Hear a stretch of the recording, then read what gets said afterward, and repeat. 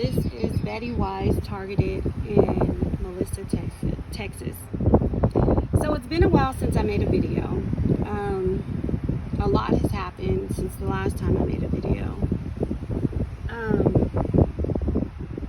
But I wanted to make this video because I am a targeted individual, and we suffer a lot, and we go through a lot being targeted.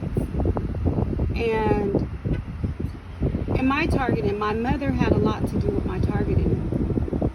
But I thought after some time away and me finding peace with God and trying to be forgiving, right? Because you have to forgive your enemies in this whole thing about forgiving your enemies. So she's still in Reno, Nevada, and I got news last week that she was in the hospital, that she suffered a stroke. And her husband, he has suffered a stroke, but he goes to dialysis. And I know that he wasn't doing so good, but he's doing a lot better since the dialysis, which is great. But now her cognitive is a little bit off. They said it was a minor, one mini minor. But so I'm thinking like, okay, well, you guys can come out here because I'm the only child. And in my mind and in my heart, all I want to do is help. But I know that I'm too far away. I can't go out there to help her because I don't want to go back there. That's too many memories, too many bad memories. So I, sent my daughter that's in Sacramento, which is 2 hours away, to go check on her and stuff. And I was like, well, you guys need to move. The doctor was saying they need to move close to family. So I'm like, well, you guys need to come closer here. And so they were saying they were coming, but I called an aunt. And when I called this aunt and had this aunt go check on them, she got there, and I guess my mom's husband and I never got along. And so I haven't spoke to this aunt. Like, I don't speak to any of my family. Since my grandmother passed away, I think that I spoke to maybe one of my cousins, Dennis, for a little bit, and that was briefly. I only really talk to my kids on a day-to-day basis. Me and my mother talk occasionally. She doesn't admit to what her part in the targeting against me. And at this point, I just felt like she's never going to admit to it. So I just forgive her. And they were saying that the doctor was saying that they were going to put her in a convalescent home if she, wasn't going to move close to family. They were going to send a nurse out, and if the nurse found her, incapable of doing certain things, they were going to put her in a convalescent home. So I was like, well, at least if you guys are closer out here, I have teen kids that work. So I'm like, at least we could see after you or whatever. My son is old enough where he can actually go over there and see after them or whatever the situation. But then when I called this aunt that I haven't spoken to in a while, so she kind of came and had her own agenda. And I guess my stepdad kind of had his own agenda. First they're saying she's out of her mind. Now they're saying she's in her mind. But I know I'm going by what the doctor said. But it doesn't make a difference because my mother's married. So her husband, that's under God. So when someone's married, there's no, a family really has no say so. But, there was an aunt, another aunt. So this aunt calls another aunt. Now this aunt and her daughter got on Facebook talking really bad about me a couple years back. And I think that's kind of why my mom had stopped talking to him, because she was like, all the drama. I don't really know why my mom stopped talking to her, but she stopped.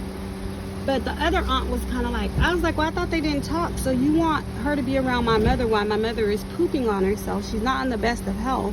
So you call this other sister that they don't talk, that she doesn't talk with. I found that to be a bit, I just didn't like it. But I don't have any siblings, so I don't know, I don't have any siblings. But whether I have any siblings right now today or if I don't have any siblings, I don't have any siblings. But if I'm not currently talking to an individual for whatever reason, and something goes wrong with me, do not contact that individual. But anyways, it's just like, so I accidentally called after I called. Okay, so me and my daughter, my oldest daughter, we're trying to make plans to get my mother out here, her and her husband, obviously. And I called the other day, and he was like, "You're confusing her. Stop calling her," and all this stuff. And I was like, okay, well, I'm confusing her. Stop calling her. Because really, my mom hurt me bad, and I shouldn't even be concerned about this situation. But something in me isn't concerned, because when the doctor said they were going to put her in a convalescent home, I don't want her, even though she was a narcissistic mother, I don't want her to be put in a convalescent home. That's very painful to see your mom in a convalescent home. But since they kind of like turned, now I haven't talked to my family for years. Now it's kind of like I'm the, that's not good enough, that's good. But now I'm the center of the discussion once again. I'm at the grocery store taking my kids. They're at the grocery store shopping, and I accidentally, my mother and my daughter have the same name, and I accidentally called my mom. She answered the phone, and she acted like she couldn't speak to me, and I was like, "Hi, how are you doing?" Because once I heard her voice, I was like, "Oh shoot!" And I was like, "Hi, how are you?" She's like, "Good. I just finished getting dressed." And then you hear, I guess, the relatives in the back, and they're like, "Who that? Who is that? Who is that?" And then the one auntie that she know I don't like or don't talk to for sure, goes, "Hey Tanya, hey." And I'm just like, this is a mess. You know, it's a real mess. And another thing I want to talk about is that, so going through this targeting, it's a lot of witchcraft that you're going through. It's nothing but witchcraft that you're going through. It's a demonic system of witchcraft. And my look has changed drastically from all of this stuff. I don't know if the ex I was with, was he giving me some type of male hormones or what he was doing, but if you go back to pictures that I had, you'll see that my look has changed drastically. Not only has my look changed drastically, my kindness, like I was more feminine and nice and kind. Going through all this, now I'm like if I'm like a gangster dude in the hood somewhere, like I'm on guard, like it's just a lot. And it's like, okay, well, if this happened and if God allowed this to happen, that means that I have been walking wrong. So it's a lot of things that I have been doing wrong, that I want to make more videos about. But so my mom was in the hospital, almost lost her life. I call on Facebook. I call on FaceTime, but I didn't want to get on the FaceTime actual thing, her and my daughter in there. And they're like, "Just show yourself." My mother was like, just put yourself on. And I was like, "No, my hair's not combed. You know, I look a mess." Like, "No, I'm not getting on." She was like, "Just get on."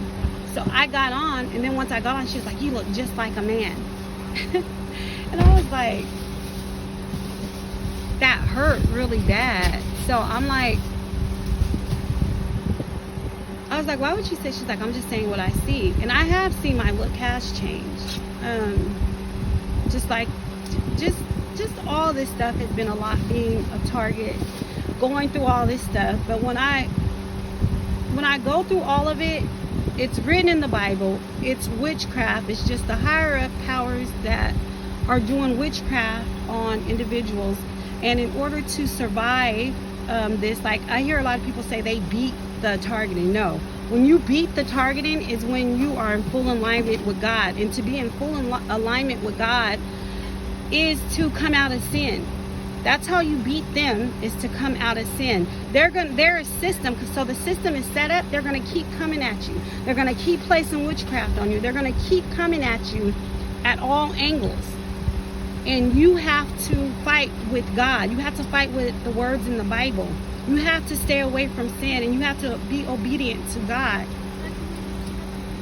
This whole thing has been wild, and it's sad because not everyone can see, or not everyone knows about the targeting. There's a lot of people that do know about targeting, and there's a lot of people that are clueless to targeting. So when you go to tell, or you go to talk about certain things, they just think that you're mentally ill and crazy.